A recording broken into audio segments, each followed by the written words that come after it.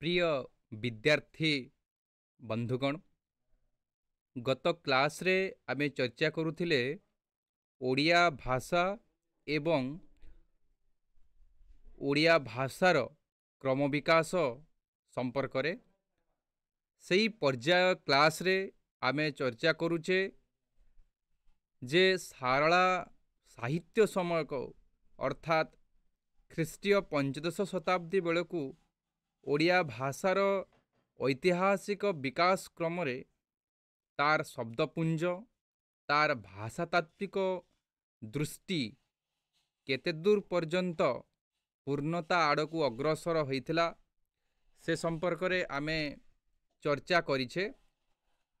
अन्य एक क्लास रे आमे चर्चा करथिले जे किभली भावरे भारतीय आर्य भाषा बा इंडो यूरोपीय भाषा परिवार रु अलगा हेकी स्वतंत्र भावरे ख्रीष्टीय सप्तम शताब्दी बेलू यह एक स्वतंत्र आधुनिक बा इंडियन मॉडर्न लैंग्वेज भावरे परिणत हेइछि।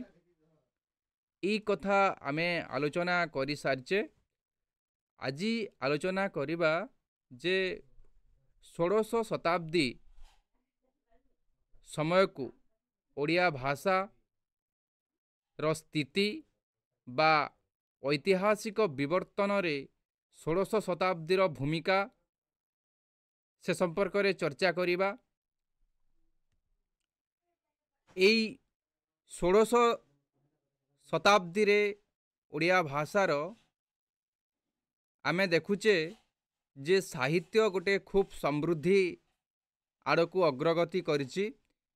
एई अग्रगति पर्याय रे आमे देखुचे जे ए समय रे विशेष भाव रे जगन्नाथ दास, बलराम दास, अच्युतानंद दास, जशवंत दास ई माने विशेष भाव रे पुराण ठू टिके अलगा किछि रचना किछि तात्विक रचना ता पूर्वरु तांको पाखरे जो पुंजी थिला आमे देखिबा नाथ साहित्य, चर्या साहित्य, बौद्ध साहित्य ए सब पुंजी को से माने एकीभूत करी षोडश शताब्दी बेलू एक नूतन तात्विक जोगभित्तिक एवं भक्तिमूलक साहित्य आड़कू अग्रसर होउचंती। ए समय रे विशेष भाव रे आमे देखिबा हरिवंश,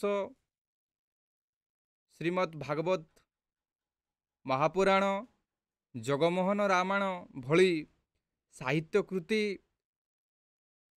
ओडिया साहित्य समृद्धि आड़कू अग्रसर करुछि। तो एइथिरे आमे लक्ष्य करिबा आम भाषार स्थान कोठी, आम भाषा को पर्याय पर्यंत पहुँची। मु गोटे दुईटी उदाहरण नेले एठी आउ टिके स्पष्ट हबो जे ए समय विशेष भाव रे आधुनिकतार समय बा आधुनिक समय रे जो भाषा जेते सारगर्भक, जेते मार्मिक, जेते सरल, जेते स्पष्टवादी, जेते भावगर्भक आड़कू अग्रसर होइछि सेई भाषा आमे विशेष भाव रे जगन्नाथ दासंको भागवत रे मध्य लक्ष्य करिबा। तेणुकरी संस्कृत भागवत अपेक्षा जगन्नाथ दासंको भागवत पुरपल्ली रे खूब लोकप्रिय। तार एकमात्र कारण होउछि तार सरल भाषा। तेणुकरी जगन्नाथ दास तांकर कृति रे स्पष्ट भाव रे स्वीकारोक्ति प्रदान करचंती जे भाषा प्रबंधे भागवत कुहई दास जगन्नाथ। आउ गोटे दुईटा पंक्ति मु उदाहरण करुची, जेपरी तुनाथ परम दयालु दुष्ट निवारी सन्थ पालु। आउ गोटे दुईटा पंक्ति कहूची,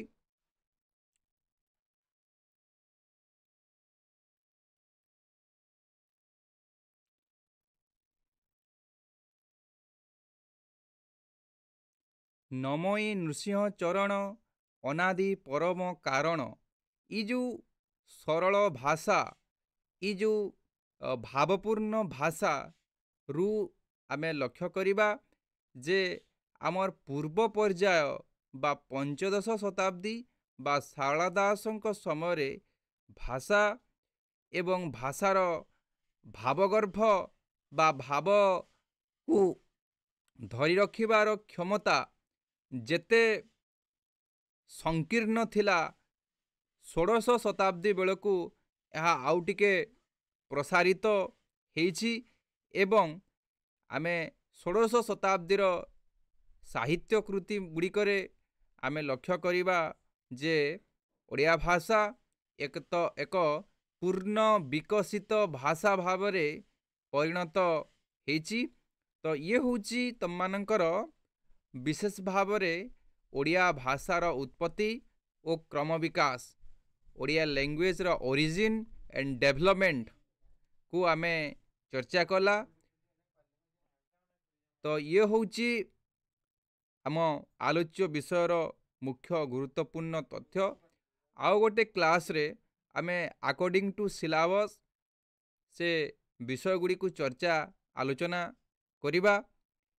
ଆଶା କରିବି ଏ ଭିଡ଼ିଓଟି ତମମାନଙ୍କ ପାଇଁ ଖୁବ୍ ଏ କ୍ଲାସ୍ଟି ତମମାନଙ୍କ ପାଇଁ ଖୁବ୍ ଉପାଦେୟ ହେଇଥିବ।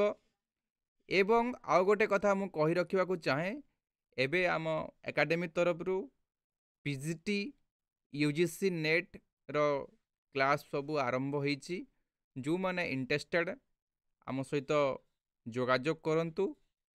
ଆଜି ପାଇଁ ଆମେ ଏତିକି। ଏଇ ଯେଉଁ ଛୋଟ ପ୍ରସଙ୍ଗଟି ଥିଲା ମୁଁ ତାକୁ ପୂର୍ଣ୍ଣତା ପ୍ରଦାନ କଲି।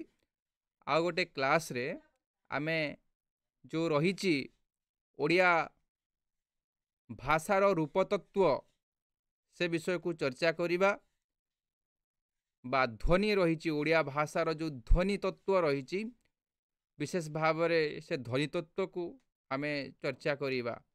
ଆଜି ପାଇଁ ଧନ୍ୟବାଦ।